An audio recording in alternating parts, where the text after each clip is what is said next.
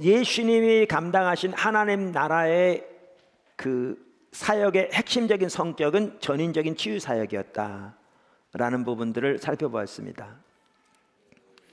그런데 오늘 살펴보고자 하는 것은 그것에 이어서 이렇게 하나님 나라의 핵심적인 사역이 전인적인 치유 사역이었는데 이 배후에 긍휼이 있다는 겁니다.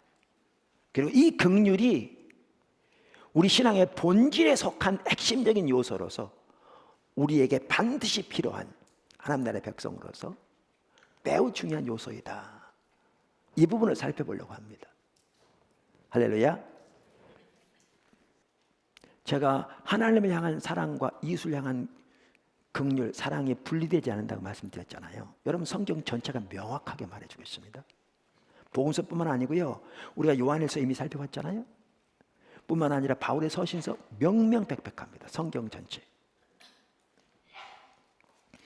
여러분 그것을 이렇게 요약할 수 있습니다. 가장 중요한 것은 이겁니다. 하나님이 하나님의 존재를 다해 우리를 사랑하십니다. 이것부터 시작합니다. 하나님의 사랑은 여기 있으니 우리가 하나님을 사랑한 것이 아니요 그가 우리를 사랑하셨습니다.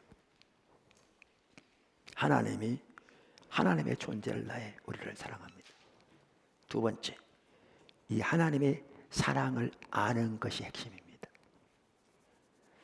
우리를 향한 하나님의 사랑을 알수록 그분을 사랑할 수 있습니다. 하나님이 하나님의 존재를 다해 우리를 사랑하십니다.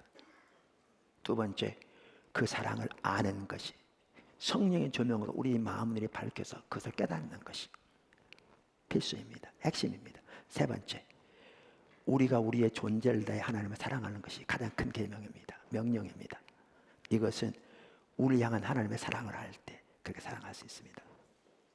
네 번째, 이웃을 향한 사랑도 하나님에 대한 사랑에 기초한 것입니다. 사도 바울은 심지어 교회의 종이 되기를 기꺼이 선택했고 사도인데도 복음으로 뿐만 아니라 자기의 목숨까지도 성도들 위해 기꺼이 허비하기를 아끼지 않는다고 표현할 정도였습니다. 그런데 그는 자기를 향한 하나님의 사랑, 그것을 알고 그가 하나님을 향한 그의 사랑이 강건해서 그렇게 교회를 사랑한 겁니다. 여러분, 이웃을 향한 사랑이요, 그것이 하나님에 대한 우리의 사랑에 기초한다는 사실을 기억하셔야 합니다. 이 사랑에 기초하지 않으면 우리의 노력과 우리의 의에 의한 이웃 사랑은 얼마 가지 못합니다. 그리고 올바로 열매를 맺을 수 없습니다. 하나님 우리를 우리의 존재를 하나님의 존재를 다 사랑하십니다. 첫 번째고요. 그 사랑을 아는 것이 필수입니다. 그리고 이제 우리가 우리의 존재를 대 하나님을 사랑하는 것이 핵심이고요. 네 번째, 그 이웃을 향한 긍휼은 이 하나님에 대한 사랑이 기초한 겁니다. 사실 네 번째, 다섯 번째 바뀌면 좋죠. 다섯 번째, 하나님에 대한 사랑은 이웃을 향한 사랑으로 나타나야 합니다.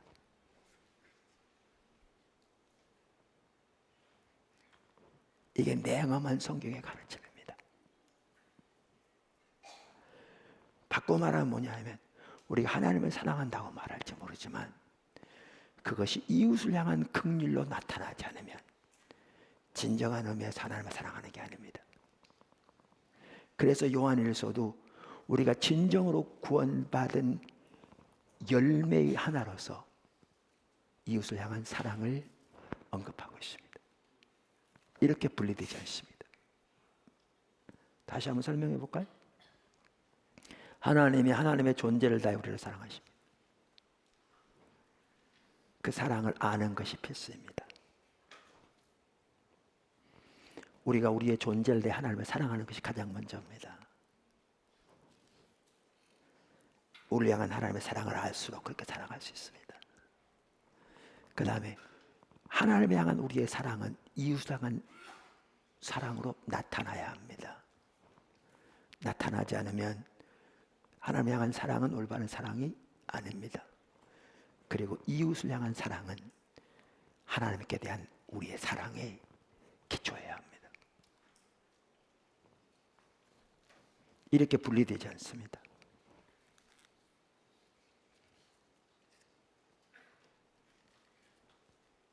하나님께 대한 사랑과 이웃을 향한 긍휼이 분리되지 않습니다. 그러니까 바리새인들의 경우에는 종교적인 의식은 누구보다 뛰어났고 성경적인 지식은 누구보다 뛰어났고, 그리고 그들의 성경적인 지식은 정통이었을지 모르지만 인격적인 하나님을 올바로 알지 못했고, 그 시대에 향한 하나님의 목적을 전혀 알지 못했고, 하나님의 길을 전혀 깨닫지 못하고 그 삶은 하나님의 길에서 철저하게 떠난 삶이었기 때문에, 그래서 진정한 의미에서 전혀 하나님을 사랑하는 자들이 아니었기 때문에 그들은 이웃을 향한 긍휼이 없었습니다. 그래서 예수님께서 그렇게 말씀하신 겁니다. 너희는 가서 나는 긍휼을 원하고 제사를 원치 아니하노라고 하신 말씀이 무엇인지 배우라. 이렇게 말씀하신 겁니다.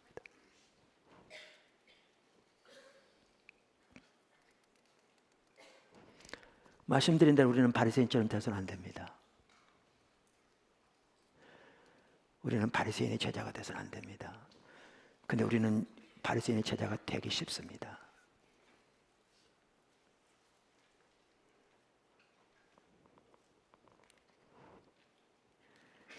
우리는 예수님의 제자가 되어야 합니다. 그래서 오늘 살펴본 이 주제에 의하면 그 한 핵심이 결국 긍휼입니다. 우리는 그 긍휼을 이루면 바리새인의 제자가 되는 겁니다.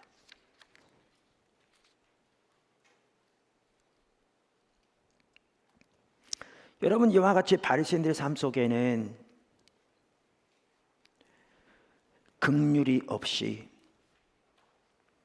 전통에 기초한 의식과 절차에 집착했기 때문에 그들은 철저하게 하나님 나라의 사역을 대적했는지 아십니까?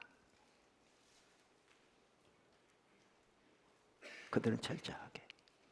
여러분, 이 긍휼을 잃는다는 게 뭔지 그걸 볼 수 있는 그리고 그것이 어떻게 하나님 나라의 사역을 대적하는 건지 볼 수 있는 한 대표적인 구절이 어디냐면요, 누가복음 13장에 나옵니다. 누가복음 13장 10절부터 보면 어떤 일이 있었냐면, 예수님께서 회당에 들어가셔서 가르치시다가 그곳에 있던 18년 동안 귀신 들려 허리가 굽은 여인을 치유해 주신 사건이 나옵니다. 근데 그날이 안식일이었습니다. 제가 읽어보겠습니다. 예수께서 안식일에 한 회당에서 가르치실 때에 18해 동안이나 귀신 들려 앓으며 꼬부라져 조금도 펴지 못하는 한 여자가 있더라. 여러분, 성경을 읽을 때요, 이렇게 지난번에 신천지들이 어떻게 성경을 이렇게 비유를 해석하는지, 정말 말도 안 되게 해석하는지 보았잖아요. 그걸 속아 넘어간 자들이 정말 어리석습니다. 잘 못 들으신 분들은요, 제가 교회 홈페이지에다가 아직 게시판에다 게시노라고 그랬습니다. 그 두 번 다른 분이 왔는데 조화를 잘 이루었습니다. 꼭 이렇게 저도 미국 다 봤거든요. 2번씩 봤습니다. 보시면 좋겠습니다. 그들은 성경을 획일적으로 비유적으로 해석하죠. 말도 안 되는 겁니다. 금방 보도. 근데 여기 보시면, 여기 보니까 어떤 사람이 허리가 굽었다고 그랬어요. 근데 이 경우에는 귀신 들려 그런 겁니다. 또 어떤 사람들이 유구절만 갖다가 허리 굽은 사람은 다 귀신 들렸다고 생각하는 건 정말 잘못된 겁니다. 그런 사람도 있습니다. 어떤 사람 허리 굽었다고 그러면 귀신 나가라고 하는데 정말 이 경우에 그런 겁니다. 그러니까 성경에 보면 비슷한 종류의 병이 있는데 병이 원인이 그때마다 달랐던 경우가 많습니다. 어떨 때는 귀신병도 있고, 어떨 때는 죄 때문에 온 것도 있고, 어떨 때는 다른 이유로 있고, 어떨 때는 사고 때문에 올 수도 있고. 그러니까 성경을 획일적으로 해석하면 절대 안 되는 겁니다. 근데 이단들이 주로 그렇게 하는 거죠. 자기들 짜가지고 맞춰가지고 정말 말된 얘기. 그러니까 여러분 그 신천지의 교리를 들었을 때 누가 그거 받아들이겠어요? 이만희가 말도 안 되는 얘기잖아요. 그들이 죽으면 또 바꿀 겁니다. 왜냐하면 그들의 교리가 옳다면 이만희는 죽어서는 안 되는 사람이거든요. 죽으면 그 모든 교리가 다 틀리다니까 확연하게 드러내는 거잖아요. 근데 그들은 쇠뇌당하기 때문에요. 그럼 또 바꿉니다. 그만큼 어리석은 거죠. 그런데 그 획일적 해석하면 안 돼. 이 경우에는 아까 뭐라고요? 귀신 들려서 이렇게 된 겁니다. 이 경우에는. 근데 예수님께서 어떻게 하셨는가? 고치셨어요. 여기 보시죠. 예수께서 보시고 불러 이르시되 여자여 내가 내 병에서 놓였다 하시고 안수하시니 여자가 곧 펴고 하나님께 영광을 돌리는지라. 회당장이 예수께서 자 그런 일이 있습니다. 어떤 일이 났다고요? 18년 동안 고통당하고 압제당하고 정말 어려움을 당하던 여인이 하나님의 능력으로 자유케되고 회복되어지고 치유된 겁니다. 얼마나 놀라운 일입니까? 얼마나 감사할 일입니까? 그런데 여기 회당장은 이게 이제 바리새인과 같은 사람인 거죠. 이게 바리새인이라는 게 아니라 그 당시 뭐죠? 그 제사장들은 주로 사두개인들이었고요. 그런데 이 회당장은 그 긍휼이 없었습니다. 그걸 전혀 보지 못하는 거죠. 실제로 보지 않은 거죠. 뭐만 봤느냐? 안식일을 고쳤다고 대적하는 겁니다. 문제는 뭐냐면 자기들은 안식일임에도 불구하고 자기들이 키우는 망아지, 자기들이 키우는 송아지 물 주기 위해서 풀어다가 물 먹이면서 하나님의 딸이 18년 동안의 압제 가운데 신음하던 자가 하나님의 능력으로 고치셨는데 그 모든 것들을 다 무시하고 그들의 전통에만 기초해서 안식일을 고쳤다고 예수님을 대적하는 거죠. 이게 긍휼이 없는 자가 어떻게 하나님 나라를 대적하는가를 보여주는 예입니다. 무섭습니다. 여러분 바로 그 앞장이 아니죠. 13장이고 그 앞장에 12장에 보면 1절 이런 말이 나옵니다. 그동안에 물이 수만 명이 모여 서로 밟힐 만큼 되었더니 예수께서 먼저 제자들에게 말씀하여 이르시되 바리새인들의 누룩 곧 외식을 주의하라. 예수님께서 성령의 능력으로 하나님 나라의 사역을 감당하시고 즉 하나님 나라의 말씀을 선포하시고 전인적인 치유 사역을 감당하심으로써 수많은 사람들이 예수님께 몰려들었습니다. 얼만큼 사람들이 발에 밟힐 만큼. 근데 그 상황에서 갑자기 예수님이 뭐라고 한 줄 아십니까? 이렇게 말씀하신 거죠. 제자들에게 바리새인의 누룩 곧 외식을 조심하라. 왜요? 그 한 신뢰가 바로 지금 살펴본 여기에 나오잖아요. 그 비슷한 신뢰가.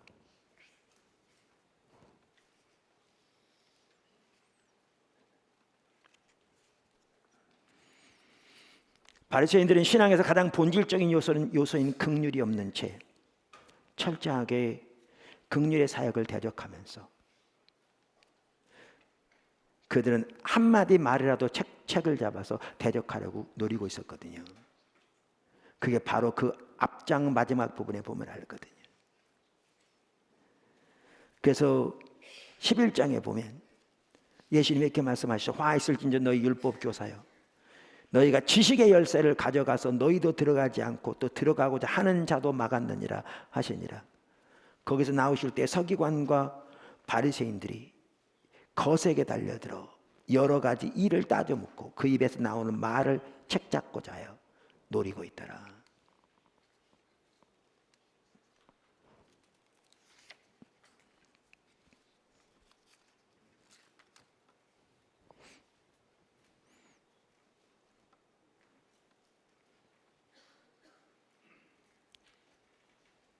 이와 같이 의식과 절차만 있는 본질이 없는 종교가 바리새인의 종교였는데 그 핵심은 긍휼이 없는 것이었습니다. 말씀드린 대로 포도나무 교회는 예수님의 제자가 되어야 합니다. 우리가 바리새인의 제자가 되어서는 안 됩니다. 그래서 우리에게 지금 더욱더 절실하게 필요한 게 뭐냐? 예수님의 제자로서 하나님을 사랑하는 가운데 그 사랑의 토대에서 이웃을 향한 긍휼을 가지고 그들에게 나가야 합니다. 그리고 성령의 능력으로 전인적인 치유 사역을 통해 하나님의 나라가 그들에게 임하고 그들 가운데 세워지도록 하나님의 회복의 역사가, 전인적인 치유의 역사가 그들 삶 속에 임하도록 기도하고 섬겨야 합니다.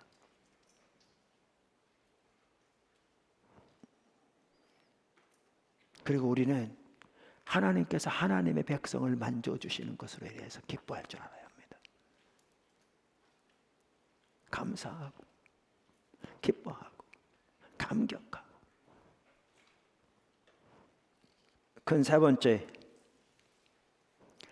이웃을 향한 우리의 가장 큰 긍휼은 성령의 능력을 통한 전인적인 치유사역입니다.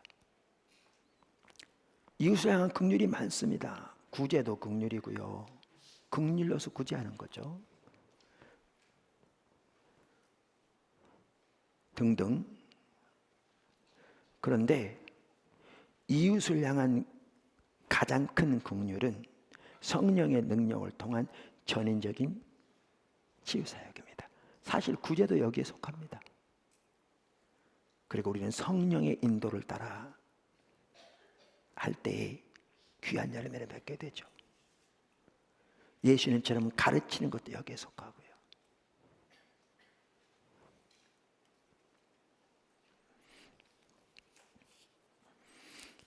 우리는 이미 여러 구절들을 통해서 이 부분을 보았습니다. 그렇죠?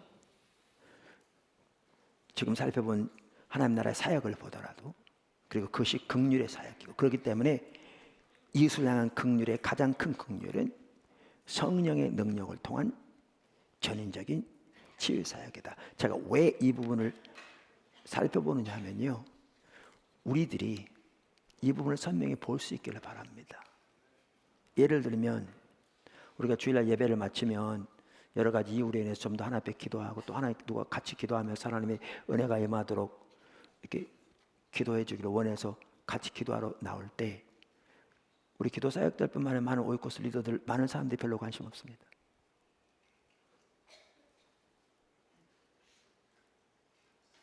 다른 사람 만나는 데도 관심이 있고요.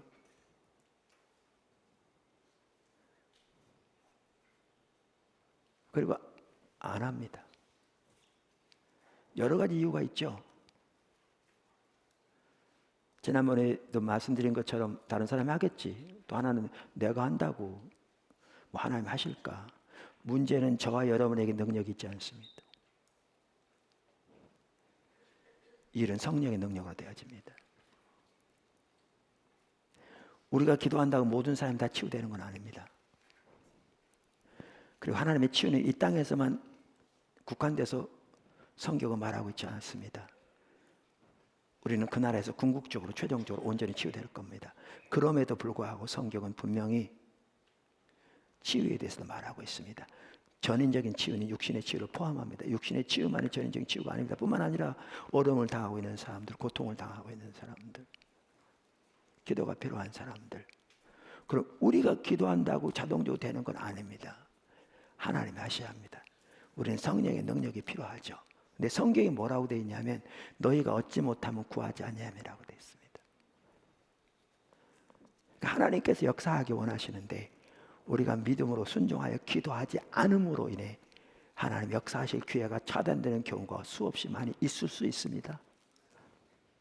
근데 우리는 자기를 보고 안 하는 거죠. 근데 저는 이렇게 생각합니다. 여기에 가장 큰 문제가 뭐냐? 그런 이유들도 있겠지만 가장 큰 문제가 이 부분을 못 보기 때문이라고 생각합니다. 하나님 나라, 현존한 하나님 나라는 하나님의 능력의 역사입니다. 하나님의 강한 능력으로 악한 자가 쫓겨가고 압제를 당하고 있고 사람들이 자유케 되고 있다. 우리가 지난번에 예수님께서 이 70인의 제자를 보내면서 명령하셨듯이 그걸 보면 그것은 우리가 감당해야 할 사역이기도 하다. 이미 살펴보았습니다. 하나님 나라의 사역의 핵심은 전인적인 치유 사역이고 그것은 성령의 능력으로 되어지고 그것은 하나님의 긍휼에 기초한 것인데 오늘 살펴본 대로 그리고 그 긍휼은 우리 신앙의 본질에 속한 건데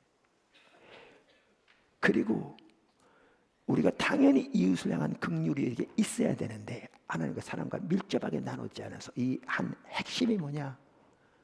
성령의 능력을 통한 전인적인 치유 사역인데 이것을 못 보기 때문에 우리는 관심이 없는 거죠.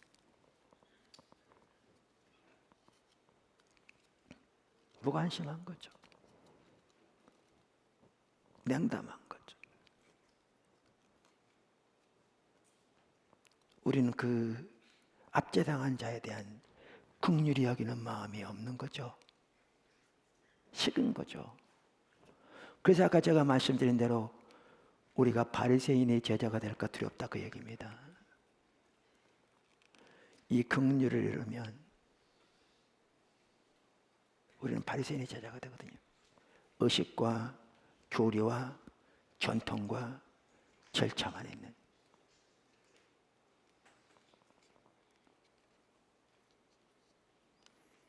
하나님에 대한 우리의 사랑과 이웃을 향한 긍휼은 나눠지지 않기 때문에요. 그리고 그것이 우리 신앙의 본질에 속한 것이기 때문에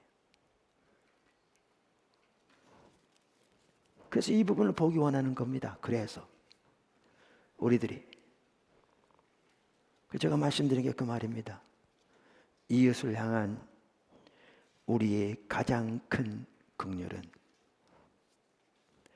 성령의 능력을 통한 전인적인 치유 사역이다. 우리는 하나님만 의지하고 믿음으로 순종하는 거죠.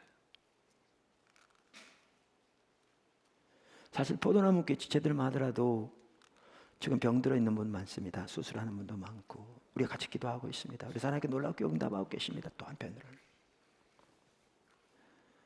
우리 주변에 시험 든 사람들, 압제당한 자들, 전인적으로 병들어 있는 사람들, 또 주변에 이런 영혼들 부까지 줘서 숫자는 얼마 안 되지만 귀하게 예배드리고 함께 하고 있더라고요. 또 나름대로 이렇게 섬기고 있더라고요. 그래서 보면서 제가 나눴는데 한 가정이 한 가정씩만 섬겨도 좋겠더라고요. 그들을 믿음으로 세우고 구원하고 그들이 잘 세워지면 다른 가정 세우는 거죠. 여러분 오이코스만 하더라도요 저에게 보고가 들어오기는 똑같은 사람들만 모이니까 이제는 맨날 그렇다 오이코스 흩어 다시 했으면 좋겠다 그런 얘기가 들은다고 그러더라고요. 너무너무 안타까운 거죠. 왜 그런 줄 아십니까? 긍휼을 잃었거든요. 여기 가지고 싸우니 우리끼리만 모이는 거죠. 우리 주변에 전인적으로 병든 자들이 연결된 자들만 하더라도 가득 있는데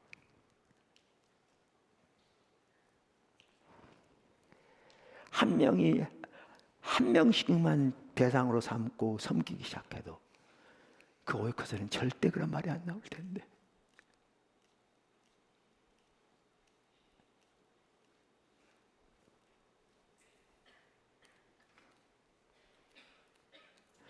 여러분 우리가 바리새인의 제자가 되는 거 쉽습니다. 금방 그렇게 됩니다. 그 다른 사람 얘기라고 생각하지 마십시오. 여러분 우리가 이것을 잘 볼 수 있는 한 구절이 어디냐면 우리가 잘 아는 누가복음 10장입니다. 거기에는 어떤 사건이 나오는가? 어떤 율법사가 예수님께 묻습니다. 제가 읽어보겠습니다. 누가복음 10장 25절 어떤 율법교사가 일어나 예수를 시험하여 이르되 선생님 내가 무엇을 하여 영생을 얻으리이까? 예수께서 이르시되 율법에 무엇이라 기록되었으며 내가 어떻게 읽느냐? 대답하여 이르되 내 마음을 다하며 목숨을 다하며 힘을 다하여 다하며 뜻을 다하여 주 너의 하나님을 사랑하고 또한 내 이웃을 내 자신같이 사랑하라 하였나이다. 똑같습니다. 답변은 똑같습니다. 이게 성경 가르침입니다. 그랬더니 예수님이 이렇게 말씀하십니다. 예수께서 이르시되 내 대답이 옳도다. 이를 행하라. 그러면 살리라 하시니.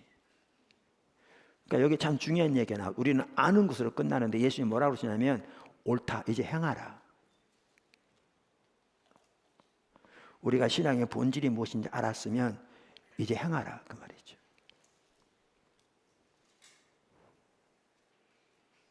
행하라. 그랬더니 이 사람이 문제가 있는 사람이죠. 시험하는 것부터가 중심이 옳지 않아요. 잘난치 하는 겁니다. 그냥 넘어갔으면 뭐 할 텐데 잘난치 하는 거죠. 근데 사실 그가 잘난치 했기 때문에 또 이 답변이 주어졌어요.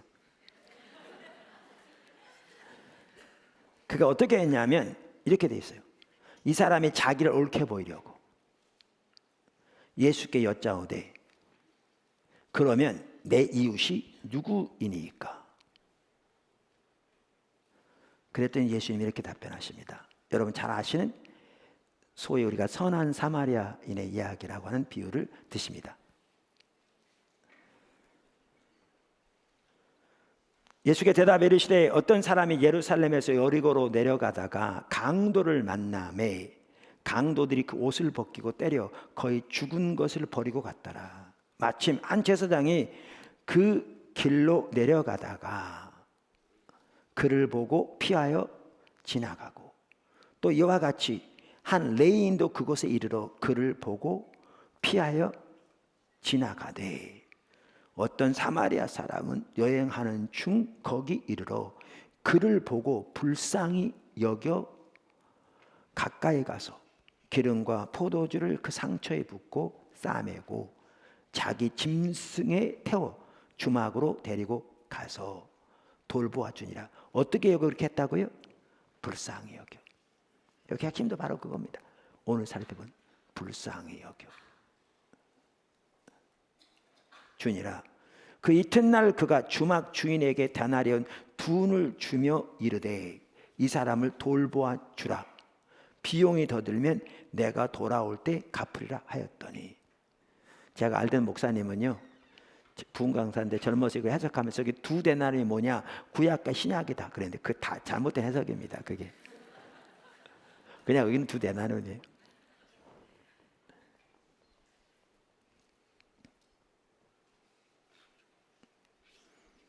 그러면서 이렇게 말씀하십니다. 하였으니 내 생각에는 이 세 사람 중에 누가 강도 만난 자의 이웃이 되겠느냐. 이르되 자비를 베푼 자니이다.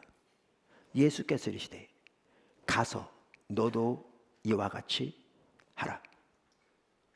여기 보세요. 아주 중요합니다. 여기 보세요. 아까 뭐라고요? 가장 큰 계명이 뭐냐고 물으니까 아까 하나님의 존재를 다해 사랑하고 그 다음에 어떻게 해요?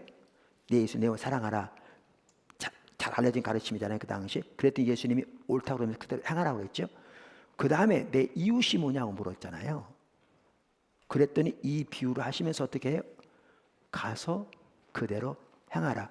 그럼 여기도 보면 뭐라 할 수가 있는가 하면 이웃을 향하는 긍휼의 핵심이 전인적인 치유사인 걸 볼 수 있습니다.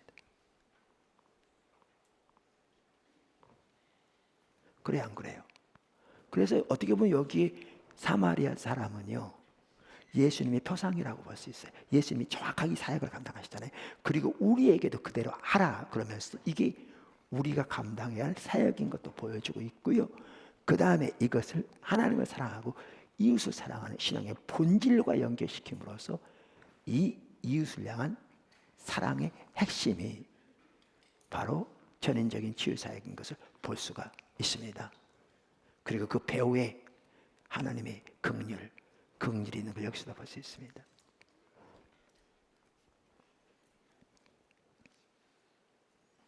아멘. 근데 여기 또 볼 수 있는 게 뭐냐 하면 레위인과 제사장은 긍휼이 없는 자들이었습니다. 바리새인과 똑같습니다. 그 당시에는요, 시체를 못 만지게 돼 있어요. 시체를 만지면 부정하게 돼 있어요.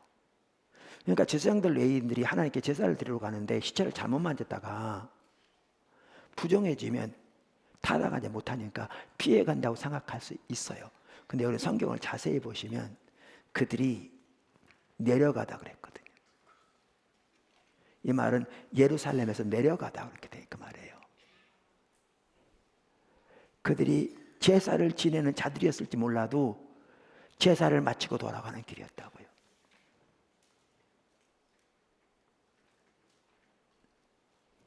여기에서 뭘 볼 수가 있는가? 바리새인의 모습을 그대로 볼 수 있는 겁니다. 긍휼이 없는 종교. 동일하게. 그러면서 예수님은 우리에게 긍휼로 전인적인 치유를 감당하고 하신 거죠. 여기 보시죠. 그래서 여기도 보아도 이웃을 향한 가장 큰 긍휼이 뭐냐, 이 구절을 보아도 명확하게 볼 수 있듯이 성령의 능력으로 전인적인 치유 사역을 감당하는 것입니다. 이런 영혼을 주님께로 인도하고 압제당한 자를 자유케 하고 등등. 할렐루야. 마지막으로 끝으로 네 번째, 긍휼의 한 부분은 상대방의 입장에 섬기는 겁니다. 제가 과거 뒤에 부분 나눴었는데요. 사실 제가 나눈 부분들은 많은 경우에 새로운 게 아니고 반복하는 게 많습니다. 어떤 부분도 그래서 그렇게 얘기하는 분도 있는 것 같더라고요. 근데 여러분 이거 아십니까? 십자가의 복음, 정말 그 하나만이라도 올바로 세워져서 주님과 동행한 삶을 산다면 정말 놀라운 열매가 맺히거든요.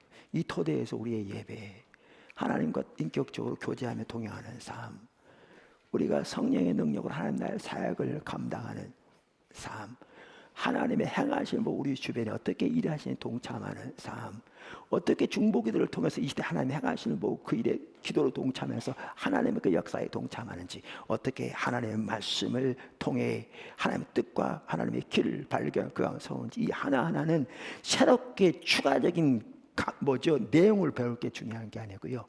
이 하나하나를 올바로 배워 그 삶을 살아갈 때 어마어마한 놀라운 승리가 있을 것이고요. 그게 예수님의 제자로 우리가 자라나는 것입니다. 거기다 영적 리더십에 대한 부분, 하나님의 비전을 보고 우리가 온 삶을 달려가 우리 삶 속에 하나님의 뜻이 이루어질 뿐만 아니라 다른 사람을 그 하나님의 비전을 인도하는 진정한 영적 리더, 교회에서 뿐만 아니라 직장에서, 사회에서, 학교에서. 뭘 더 원하십니까? 무슨 새로운 정보를 날마다 원하십니까? 아무것도 살지 않으면서, 그리고 어제 들은 얘기 오늘 잊어먹으면서.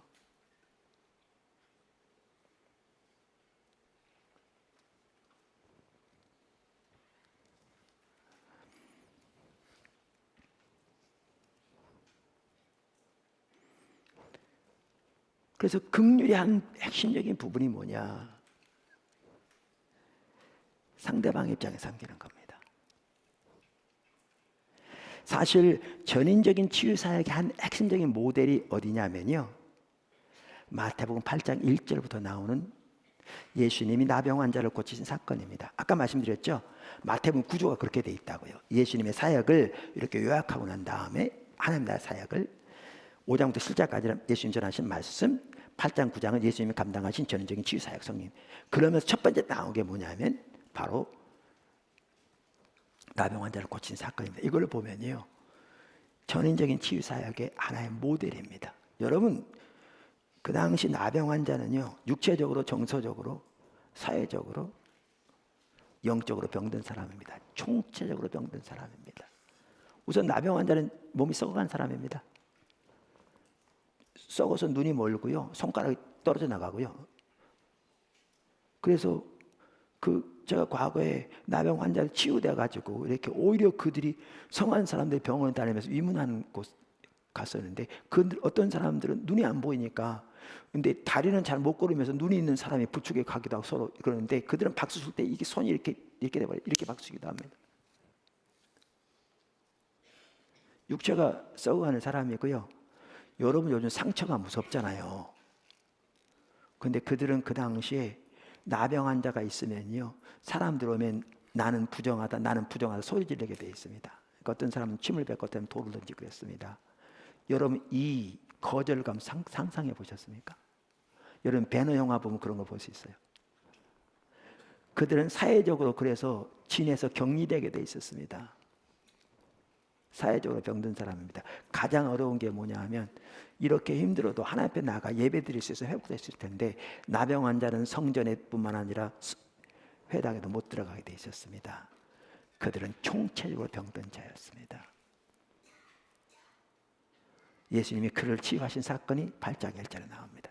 이게 예수님이 마태복음에서 하나님 나라의 사역으로 감당하신 전인적인 치유 사역의 핵심적인 모델로 제시된 사건입니다. 이게. 근데 거기에 그리고 예수님은 당연히 이것을 뭘 가지고 하셨다? 긍휼을 가지고 동일한 사건을 다루는 아까 마가복음에 보면 그게 나옵니다. 아까 14장이었나.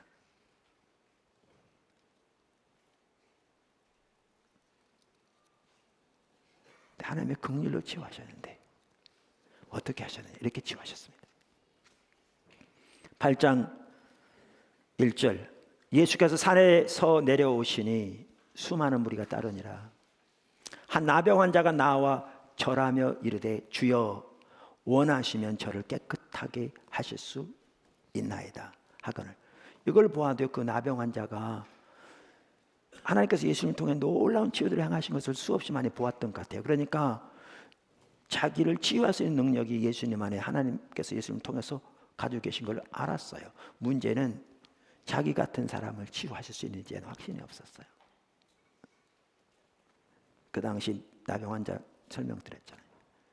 그랬더니 3절에 이렇게 나옵니다.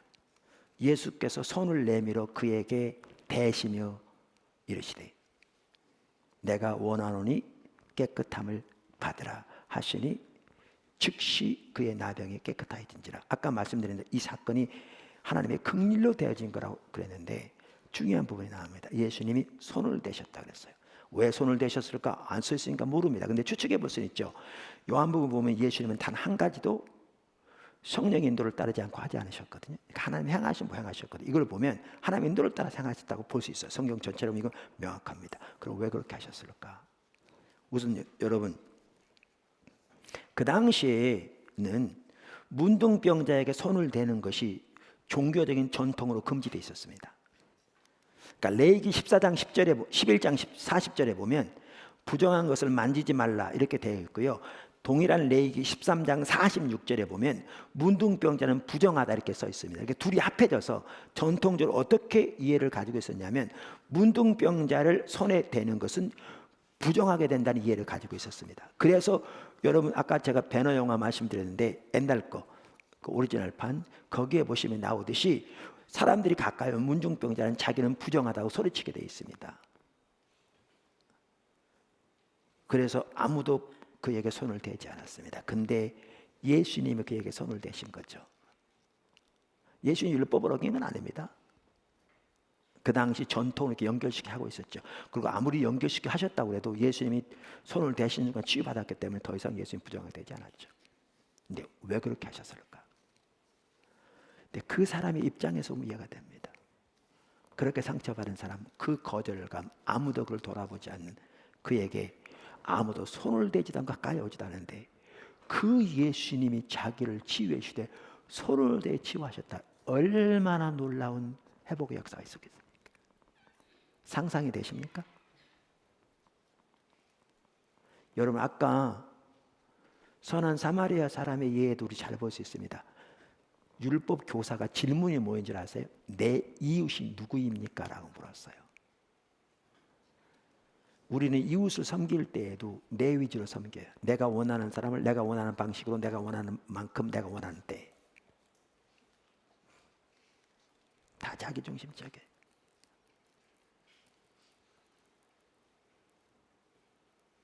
근데 예수님 그렇게 하지 말라고 하셨죠. 그렇게 질문했는데 예수님 답변이 뭔 줄 아십니까? 그 강도 만난 사람의 입장에서 볼 때 누가 그 사람의 이웃이겠느냐 이렇게 말했어요. 그랬더니 긍휼을 베푸시는 자니이다. 너도 가서 그렇게 해라. 이걸 보면요, 긍휼의 한 핵심은 상대방의 입장에 섬기는 겁니다. 내 입장에 섬기는 게 아니고요. 이건 완전히 다릅니다. 정말 배워야 할 자세입니다. 우리 모두가 배워야 할 예수님의 자세입니다. 이제 결론입니다. 우리가 진정으로 회복되는 것은 십자가의 복음에서 하나님과 관계 회복될 때 회복됩니다. 여러분, 예수님이 전하신 하나님 나라의 메시지와 사도들이 전한 십자가의 복음이 정확하게 똑같은 거 아십니까? 성격이. 십자가의 복음은 예수님의 십자가 부활을 토대로 한 하나님 나라의 메시지라고 할 수 있습니다. 하나님의 의도하신 신약의 교회가 철저하게 십자가의 복음에 세워지는 겁니다. 우리가 철저하게 십자가의 복음, 하나님 나라의 말씀의 토대 위에 세워질 때 그 실제 가운데 우리 삶 속에 하나님의 은혜가 회복되어지고 하나님의 생명이 회복되어지고 하나님의 유업이 회복되어집니다. 살펴본 대로. 그런데 이렇게 우리가 세워지면 우리가 이제 다른 사람에게 하나님 나라의 메시지를 전해서 십자가의 복음을 전하고 그들을 십자가의 복음으로 서주도록 협력하고 도와서 하나님의 회복이 그에게 임하도록 할 뿐만 아니라 그를 압제하고 그를 억압하고 그를 짓누르는 것들을 성령의 능력으로 우리가 섬겨서 그들을 자유케 하고 치유하고 회복되어지도록 섬기는 것이 우리가 해야 할 일입니다. 예수님이 제자들이 그걸 명령하신 겁니다. 예수님 먼저 그 사역을 하시고 하나님 나라를 선포하시고 성령의 능력으로 병든 자를 고치고 귀신을 쫓아내고 죽은 자를 살리고 등등 전인적인 치유 사역을 하신 것이죠. 아까 말씀드린 대로 우리가 기도한다고 다 해결되고 다 치유되고 하지 않습니다. 다 구원받고 다 문제 해결되는 게 아닐 수 있습니다. 문제는 우리는 철저하게 성령의 인도를 따라 하나님의 긍휼을 마음에 가지고 우리의 가장 가까운 관계에서부터 이렇게 자신이 먼저 주님 앞에 설 뿐만 아니라 그렇게 주의 말씀을 전하고 하나님 나라 메시지를 전하고 십자가의 복음을 전하고 전인적인 성령의 사역을 통해 긍휼을 가지고 성령의 사역을 통해 그들을 회복시키는 일을 감당해야 합니다. 그런데 바로 우리가 감당해야 할 하나님 나라 사역의 한 핵심이 전인적인 치유 사역인데 그 치유의 사역의 핵심은 긍휼이고 그 긍휼은 신앙의 본질에 속한 것입니다. 그리고 긍휼은 상대방의 입장에 섬기는 겁니다. 포도나무 교회가 더 그렇게 되었으면 좋겠습니다. 하나님 우리를 그 자리로 초청하고 계십니다. 그렇게 되어질 때 우리 가운데 더 놀라운 하나님의 역사가 함께 하실 줄 믿습니다. 바리새인의 제자가 되지 말고 예수님의 제자가 되십시다. 기도하겠습니다.